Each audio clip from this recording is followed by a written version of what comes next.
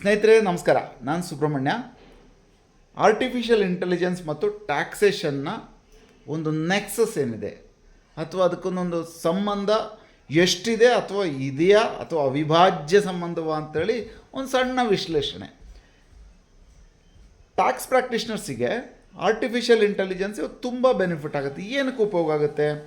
ಚಿಕ್ಕ ಮೆಸೇಜ್ ಕಳಿಸೋದ್ರಿಂದ ಹಿಡಿದು ಅಫ್ಕೋರ್ಸ್ ನಮ್ಮ ಕ್ಲೈಂಟ್ಸಿಗೆ ಏನೋ ಒಂದು ವಿಷಯ ತಿಳಿಸ್ಬೇಕು ಅಂತಿದ್ರೆ ನಾವು ವಾಟ್ಸಪ್ಪಲ್ಲಿ ಕಳಿಸ್ಬೇಕು ಅಂತಿದ್ರೆ ಆರ್ಟಿಫಿಷಿಯಲ್ ಇಂಟೆಲಿಜೆನ್ಸ್ ಉಪಯೋಗಿಸಿ ಕ್ವಿಕ್ಕಾಗಿ ಕಳಿಸ್ಬೋದು. ಕರೆಕ್ಟಾಗಿರುವ ಗ್ರಾಮ್ಯಾಟಿಕಲಿ ಸರಿ ಇರುವಂಥ ಒಂದು ಏನಂತಾರೆ ಪ್ರೂಫ್ ರೀಡೆಡ್ ಟೆಕ್ಸ್ಟ್ ಅಥವಾ ಮೆಸೇಜನ್ನು ಕಳಿಸ್ಬೋದು. ಇದು ನಂಬರ್ ಒನ್.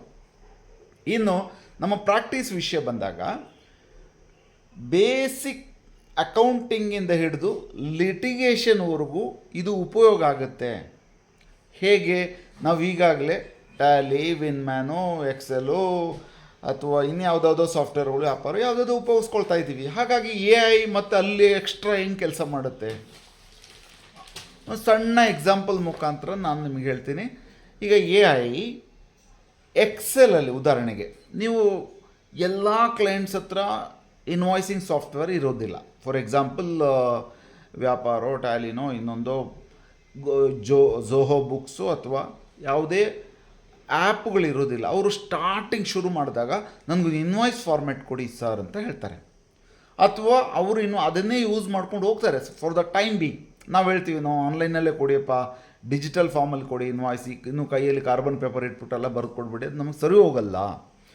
ಕೇಳಿದಾಗ ಇಲ್ಲಿ ಒಂದು ಸಿಂಪಲ್ ಎಕ್ಸಾಂಪಲ್ ಹೇಳ್ತೀನಿ. ನಮಗೆ ಎಕ್ಸೆಲ್ದೊಂದು ಶೀಟ್ ಮಾಡಬೇಕು ಅಂತ ಅಂದ್ಕೊಳ್ತೀವಿ. ಎಕ್ಸೆಲ್ದೊಂದು ಫಾರ್ಮ್ಯಾಟ್ ಕೊಡೋಣ, ಡೆಲಿವರಿ ಚಲನೋ ಅಥವಾ ಇನ್ವಾಯ್ಸೋ. ಕೇಳ್ತಾರೆ ನಮ್ಮ ಕ್ಲೈಂಟು ಹೊಸ GST ರಿಜಿಸ್ಟರ್ಡ್ ಆಗಿರುವವರು. ಇಲ್ಲಿ ನಮಗೊಂದು ಚಾಲೆಂಜ್ ಇದೆ. ಏನು ಬೇರೆಲ್ಲ ಹಾಕ್ಕೊಳ್ತೀವಿ ನೀಟಾಗಿ, ಅದರ ಕಾಲಮ್ಸ್ ಹಾಕಿ ಕ್ವಾಂಟಿಟಿ, ಡಿಸ್ಕ್ರಿಪ್ಷನ್ನು, UOM unit of measurement, HSN code, multiplied by so and so. ಈ ಟೋಟಲಿಂಗ್ ಇದೆಯಲ್ಲ, ಟೋಟಲಿಂಗಲ್ಲಿ ಟೋಟಲು ಬರುತ್ತೆ. ಎಕ್ಸೆಲಲ್ಲಿ ನಮ್ಗೆ ಗೊತ್ತು ಆಟೋ ಸಮ್ ಅಥವಾ ಈಸ್ ಈಕ್ವಲ್ ಟು ಬ್ರ್ಯಾಕೆಟಲ್ಲಿ ಹಾಕ್ಬಿಟ್ಟು ಕೊಟ್ಟರೆ ಬರುತ್ತೆ, ಮೇಲಿಂದ ಕೆಳಗಡೆ ಅಥವಾ ಲೆಫ್ಟಿಂದ right, whatever way. But ಈ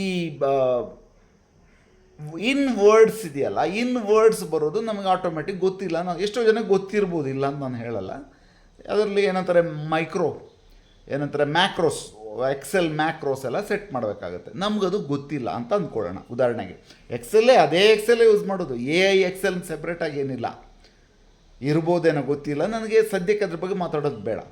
ಸೊ ಇದೇ ಸೇಮ್ ಎಕ್ಸೆಲಲ್ಲಿ AIನ ಉಪಯೋಗಿಸ್ಕೊಂಡು ಹೇಗೆ ನಾವು ಅಲ್ಲಿ ಟೋಟಲಿಂಗ್ ಬರ್ಸ್ಬೋದು ಆಟೋಮೆಟಿಕ್ಕಾಗಿ ಅಂತೇಳಿ ನೋಡೋಣ. ಸಿಂಪಲ್. ನೀವು AIನಲ್ಲಿ ChatGPT ಅಥವಾ ಗ್ರೋಕಲ್ಲಿ ಕೇಳಿ how to convert words numbers into words in Excel ಅಂತ ಹೇಳಿ. ನೀವು ಸುಮ್ಮನೆ ಹಾಕಿ ನೋಡಿ, ಟ್ರೈ ಮಾಡಿ. ಇವತ್ತು ಮಾಡಿದಾಗ ಏನು ಹೇಳುತ್ತೆ, ಒಂದು ಕೆಲವು ನಿಮಗೆ ಇನ್ಸ್ಟ್ರಕ್ಷನ್ಸ್ ಕೊಡುತ್ತೆ. ಈ ಥರ ನೀವು ಒಂದು ಎಕ್ಸೆಲಲ್ಲಿ ಮ್ಯಾಕ್ರೋಸ್ ಫಸ್ಟ್ ಆ್ಯಕ್ಟಿವೇಟ್ ಮಾಡಬೇಕು. ಆ್ಯಕ್ಟಿವೇಟ್ ಮಾಡಿದ್ಮೇಲೆ ಈ ಫಾರ್ಮುಲಾವನ್ನು ಆ್ಯಕ್ಟಿವೇಟ್ ಮಾಡೋದಕ್ಕೆ ಅದು ಕೋಡ್ಸ್ ಕೊಡುತ್ತೆ, ಒಂದು ಉದ್ದದ ಕೋಡ್ಸ್ ಕೊಡುತ್ತೆ. ಅದನ್ನು ಎಲ್ಲಿ ಕಾಪಿ ಮಾಡಬೇಕು, ಆಲ್ಟ್ ಹಿಡ್ಕೊಂಡು F11 ಹಾಕಿ ಆ ಕೋಡ್ಸನ್ನು ಅಲ್ಲಿ ಅಪ್ಲೈ ಮಾಡಿದ್ರೆ ಅದೊಂದು ಬ್ಲ್ಯಾಂಕ್ ಪಿಕ್ಚರ್ ಬರುತ್ತೆ. ಸೇವ್ ಮಾಡಿ ಫೈಲನ್ನು ಎತ್ತಿಟ್ಕೊಳ್ಳಿ. ಮ್ಯಾಕ್ರೋ ಎನೇಬಲ್ಡ್ ಎಕ್ಸೆಲ್ ಫಾರ್ಮ್ಯಾಟಲ್ಲಿ ಸೇವ್ ಮಾಡ್ಕೊಳ್ಳಿ. ಆಮೇಲೆ ನೀವು ಕೇಳಿದ್ರೆ ಅದು ಕೊಡುತ್ತೆ ಎಕ್ಸಾಕ್ಟ್ಲಿ ಇನ್ ವರ್ಡ್ಸ್. ಇಲ್ಲಿ 10,015 ತೆಗೆದ್ರೆ 10,500 ಇನ್ ವರ್ಡ್ಸ್ ಕೊಡುತ್ತೆ. ಇದು ಒಂದು ಸಿಂಪಲ್ ಉದಾಹರಣೆ ನಾನು ಹೇಳ್ತಾ ಇದ್ದೀನಿ. ಅಂದರೆ ಎಕ್ಸೆಲ್ ಅಥವಾ ಇನ್ಯಾವುದೇ ಒಂದು ಸಾಫ್ಟ್ವೇರ್ದ ಔಟ್ಪುಟ್ಟನ್ನು ನಾವು ತೆಗೆದು ಎಕ್ಸೆಲಲ್ಲಿ ಅಥವಾ ಯಾವುದೇ ವರ್ಡಲ್ಲಿ ಕೂಡ ಸಪೋಸ್ ಸುಮಾರು ಫಾರ್ಮುಲಾಗಳು ಎಕ್ಸೆಲಲ್ಲಿ ನಾವು ಯೂಸ್ ಮಾಡೋದು ಎಷ್ಟು ಗೊತ್ತಾ? Not even 10%. ನಮಗೆ ಗೊತ್ತಿಲ್ಲದೆ ಇರುವಂಥ ಹಲವಾರು ವಿಷಯ ಇದೆ, ನಮ್ಗೆ ಗೊತ್ತಿಲ್ಲ. ಅದು ಗೊತ್ತಿಲ್ಲ ಅಂತಲೇ ಗೊತ್ತಿಲ್ಲ ನಮಗೆ. Very important. ಗೊತ್ತಿಲ್ಲ ಅಂತ ಗೊತ್ತಾದರೆ ಅಟ್ಲೀಸ್ಟ್ ಕಲಿಬೋದು. ಗೊತ್ತಿಲ್ಲ ಅಂತ ಗೊತ್ತೇ ಇಲ್ಲ. ಈ ಥರ ಎಲ್ಲ ವಿಷಯಗಳಿದೆ. ಹಾಗಾಗಿ ಈ ಥರದ್ದು ಕನ್ಫ್ರಂಟ್ ಮಾಡಬೇಕಾಗುತ್ತೆ. ನಾವು ಕನ್ಫ್ರಂಟ್ ಮಾಡಿದಾಗ ಇದು ಗೊತ್ತಾಗ್ತಿಲ್ಲ, ಅಲ್ಲಿ ಏನು ಮಾಡೋದು? ನನಗೆ ಅಡ್ವಾನ್ಸ್ ಫಾರ್ಮುಲಾಗಳು ಗೊತ್ತಿಲ್ಲ. ನನಗೆ ಎಕ್ಸೆಲಲ್ಲಿ ಬರೀ ಟೋಟಲ್ ಮಾಡೋದು, ಫಾರ್ಮುಲಾ ಮಲ್ಟಿಪ್ಲಿಕೇಶನು, ಈ ಥರ ಇದೆಲ್ಲ ಗೊತ್ತಿದೆ ನನಗೆ. ಫಿಲ್ಟ್ರು ಅಥವಾ ಸಾರ್ಟ್ ಮಾಡೋದು, ಬೇಸಿಕ್ ಐಡಿಯಾಗಳು ಗೊತ್ತಿದೆ, ಸೆಂಟ್ರಿಂಗು, ಈ ಥರ ಅಲ್ಲಿ ಐಕಾನ್ಸ್ ಇರುವಂಥವು ಮೇಜರ್ಲಿ ಏನೇನಿದೆಯೋ. ಬಟ್ ಅಡ್ವಾನ್ಸ್ಡ್ ಆಗಿ ಏನಾದರೂ ಮಾಡಬೇಕು ಅಂತಿದ್ದಾಗ, ಕಾಂಪ್ಲಿಕೇಟೆಡ್ ಡೇಟಾನ ಕಂಪೈಲ್ ಮಾಡಬೇಕು ಅಂತಿದ್ದಾಗ, ಹೇಗೆ ಎಕ್ಸೆಲನ್ನು ಉಪಯೋಗಿಸಬೇಕು ಅಂತ ಗೊತ್ತಿಲ್ಲದೆ ಇದ್ದಾಗ ನಮಗೆ ಆರ್ಟಿಫಿಷಿಯಲ್ ಇಂಟೆಲಿಜೆನ್ಸ್ ತುಂಬ ಉಪಯೋಗ ಆಗುತ್ತೆ. ಇದು ಬೇಸಿಕ್ ನಮ್ಮ ಈ ಡೇಟಾ ಕಂಪೈಲೇಷನ್ ಸ್ಟೇಜಲ್ಲಿ ಉಪಯೋಗ ಆಗುವಂಥದ್ದು.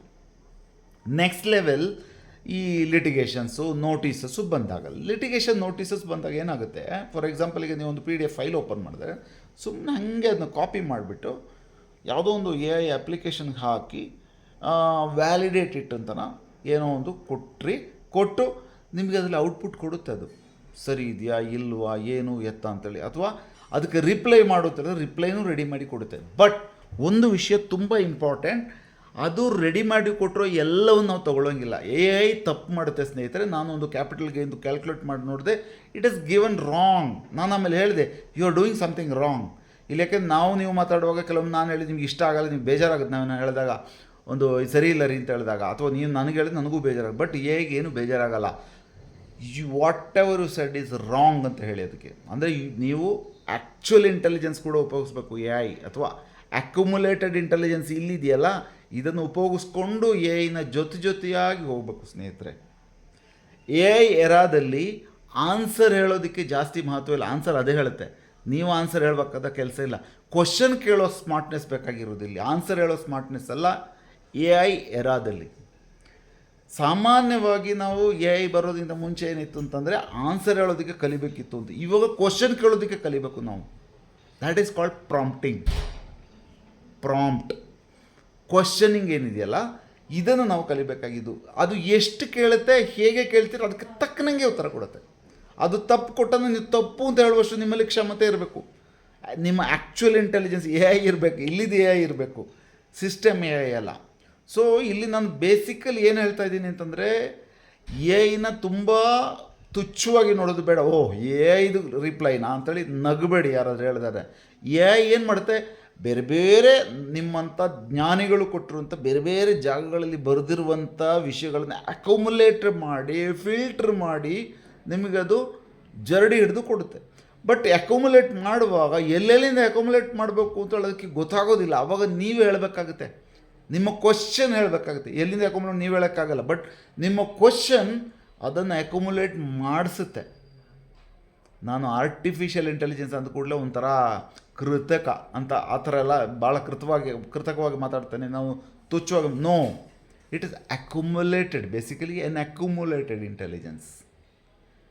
ಓಕೆ, ಬೇರೆ ಬೇರೆ ಕಡೆಯಿಂದ ಅಕ್ಯುಮುಲೇಟ್ ಮಾಡಿ ನಮಗೆ ಕೊಡ್ತಾ ಇರುವಂಥ ಔಟ್ಪುಟ್ಟನ್ನು ನಾವು ಆ್ಯಕ್ಚುಯಲ್ ಇಂಟೆಲಿಜೆನ್ಸ್ ಉಪಯೋಗಿಸಿ ಅಥವಾ ಬುಕ್ಸು, ಪೀರಿಯಾಡಿಕಲ್ಸು ಏನನ್ನು ನೋಡಿಕೊಂಡು ರೆಫರ್ ಮಾಡಿ ನಾವು ಅದರ ಜೊತೆಯಲ್ಲಿ ಸಂವಾದ ಮಾಡಬೇಕಾಗುತ್ತೆ. ಸಾಕಷ್ಟು ಸಂವಾದ ಮಾಡಬೇಕಾಗುತ್ತೆ ಒಂದು ಔಟ್ಪುಟ್ ತೆಗಿಬೇಕು ಅಂತಿದ್ದಾಗ. ಈಗ ನಾವು ಫ್ರೆಂಡ್ ಸರ್ಕಲಲ್ಲಿ ಹೇಳ್ತೀವಲ್ಲ, ಎಷ್ಟೋ ಸಲ ನಾವು ಮೀಟಿಂಗ್ ಮಾಡೋಣ, ಏನಾದ್ರು ವಿಷಯ ಹೇಳೋಣ, ಕೇಳಿಸ್ಕೊಳ್ಳೋಣ ಅಂತೇಳಿ. ಸ್ನೇಹಿತರು, ಇದ್ರ ಜೊತೆ ಕೇಳಿ ಜಾಸ್ತಿ, ಆಮೇಲೆ ಮಾತಾಡೋಣ.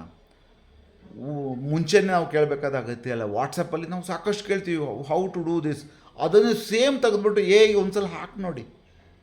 ಹಾಕಿದ ಮೇಲೆ ಸಪೋಸ್ ಯಾರಾದರೂ ಗ್ರೂಪಲ್ಲಿ ಆನ್ಸರ್ ಮಾಡಿದ್ರು ಕೂಡ ಯು ಕ್ಯಾನ್ ಜಸ್ಟ್ ಡಿಬೇಟ್. ಪರ್ಸ್ನಲಾಗಿ ಯಾರು ತೊಗೊಳ್ಬೇಕಾಗಿಲ್ಲ. What we are talking about is only about the matter. ಇಲ್ಲಿ ಯಾರು ನಾನು ಚಿಕ್ಕದಾಗ್ಬಿಟ್ಟೆ ದೊಡ್ಡದಾಗ್ಬಿಟ್ಟೆ ಎಂಥದ್ದು ಇಲ್ಲ. ಅಲ್ಟಿಮೇಟ್ಲಿ ನಮ್ಗೆ ಬೇಕಾಗಿದೇನೋ ವಿಷಯ. ಸೊ ರಿಪ್ಲೈ ಮಾಡೋದಕ್ಕೆ ಹೆಲ್ಪ್ ಆಗುತ್ತೆ. ಮತ್ತು ನಮ್ಮ ಡೇಟಾ ಕಂಪೈಲ್ ಮಾಡಿದ್ದನ್ನು ಅದು ಡಿಪಾರ್ಟ್ಮೆಂಟ್ ನೋಟಿಸ್ ಜೊತೆ ಕಂಪೇರ್ ಮಾಡೋದಕ್ಕೆ ಹೆಲ್ಪ್ ಆಗುತ್ತೆ.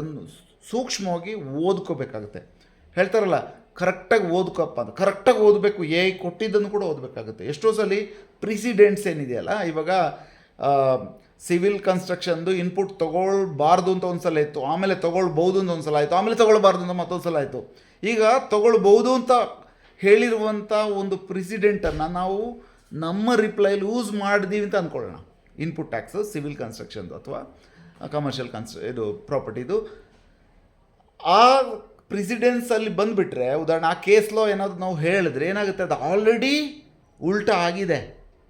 ಅದನ್ನು ನಾವು ನೋಡ್ಕೋಬೇಕು. ಈ ರೀತಿ ಆ್ಯಕ್ಚುಯಲ್ ಇಂಟೆಲಿಜೆನ್ಸ್ ಅಥವಾ ಅಕ್ಯುಮುಲೇಟೆಡ್ ಇಂಟೆಲಿಜೆನ್ಸ್ ಅನ್ನು ಉಪಯೋಗಿಸ್ಕೊಂಡು ಈ ಆರ್ಟಿಫಿಷಿಯಲ್ ಇಂಟೆಲಿಜೆನ್ಸನ್ನು ತುಲನೆ ಮಾಡಿ, ಕಂಪೇರ್ ಮಾಡಿ, ಚಿಂತನ ಮಂಥನ ಮಾಡಿ ನಾವು ಒಂದು ನಿರ್ಧಾರಕ್ಕೆ ಬೇಕಾಗಿದೆ. ಅಂದರೆ ಇಲ್ಲಿ ಕ್ವೆಶ್ಚನಿಂಗ್ ಇಸ್ ವೆರಿ ಇಂಪಾರ್ಟೆಂಟ್ ಅನ್ನೋದು ನಾನು ಹೇಳ್ತಾ ಇರುವಂಥ ಇವತ್ತಿನ ವಿಷಯದಲ್ಲಿ ಅಡಕವಾಗಿರುವಂಥ ಅಂಶ ಅಂತ ಹೇಳ್ತಾ ಈ ವಿಡಿಯೋನ ಮುಗಿಸ್ತಾ ಇದ್ದೀನಿ. Thank you.